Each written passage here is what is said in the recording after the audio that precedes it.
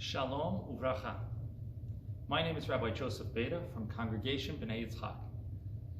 In this week's parasha, Esav is presented in a very unflattering light. Just about everything he does seems to be pictured as just the wrong way to do it. And it all begins at the outset of the story of his life when he's willing to sell the Bechorah. And when we look at it, his reason for doing so seems kind of logical. I mean, after all, he says, I'm going to die if I don't eat this soup. If you're going to die, well, isn't that the most important thing? Isn't pikuach nefesh overseeing all? But that's just Esav's perspective. It's actually not real. After all, Esav's a hunter. He gets food whenever he wants.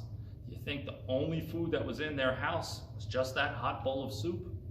It's that Esav is not able to see past that which is immediately in front of him, immediately calling him. He needs the instant gratification. Yaakov took time to make that soup. Esav just wants the soup ready to go right now. Pour it down his throat.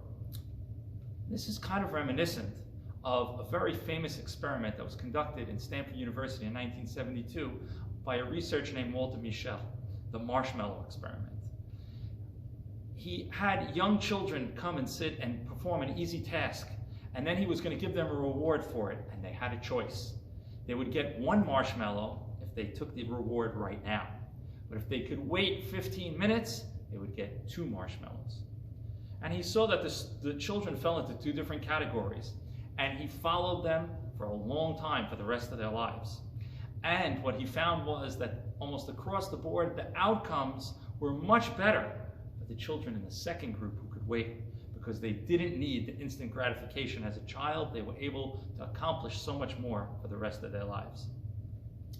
And this is really the difference between Esav on one hand and Yaakov on the other, who represents what it means to be a part of Bnei Israel. He is, after all, Yisrael.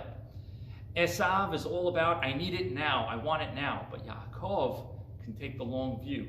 He could give up that which he worked on for a while, for the moment, and say, I could get something much more lasting, the Bechorah.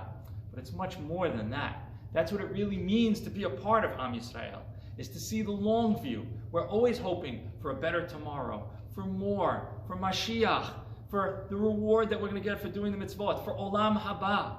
These are all against the concept of instant gratification. So, the message in this week's parasha is be a Yaakov. Don't be an Esav. Don't fall prey to the instant, the easy, I want it now, I need it. Take the long view, and you'll be a child of Yaakov, a true member of Bnei Israel.